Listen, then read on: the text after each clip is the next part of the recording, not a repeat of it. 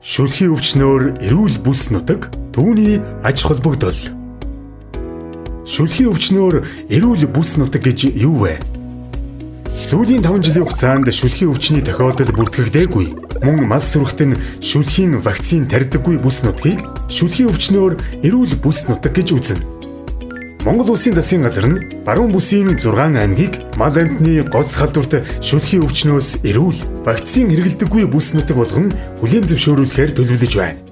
Улс орнууд хүсэлтэй дэлхийн мал амьтны эрүүл мэндийн байгууллагад өргөн мэдүүлж шүлхийн өвчнөөр эрүүл бүс нутаг гэсэн батламж гаргуулдаг. Шүлхийн өвчнөөр эрүүл бүс байгуулах нь ямар ач холбогдолтой вэ? Баруун бүс нутгаас малын гаралтай бүтээгдэхүүний гадаадын зах зээлд гаргах худалдааны хориг чөлөөлөгдөв. Экспортлох боломж бүрдэнэ. Малчид, мал аж ахуйн эрхлэгчдийн өрхийн болон үйлдвэрлэлийн орлого нэмэгдэнэ. Малын ашиг шим тооноос чанарт шилжин бэлчээрийн дац тогтворж байна. Улсын хэмжээнд мал аж ахуйн эдийн засгийн эргэлт нэмэгдэнэ. Малчид, мал бүхий иргэд аж ахуйн нэгжүүд ямар үүрэгтэй оролцох вэ?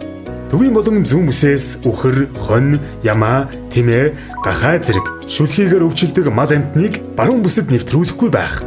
Баруун бүсийн малчид зөвхөн бүс дотроо эсвэл бүс дотор тогтоосон отрын бүсэд малаа оторлуулах. Төвийн болон зүүн бүсийн малчид баруун бүс буюу шүлхийн өвчнөөр эрүүл бүс нутагт отор нүүдэл хийхгүй байх. Шүлхийн өвчний с ิจ гтэй байдал ажиглагдсан тохиолдолд мал амьтны эрүүл мэндийн тухай хуулийн 15 дугаар зүйлийн 15-ын 1 дэх заалтын дагуу харьяалах мал эмнэлгийн байгууллага малын эмчид яралтай мэдээлэх.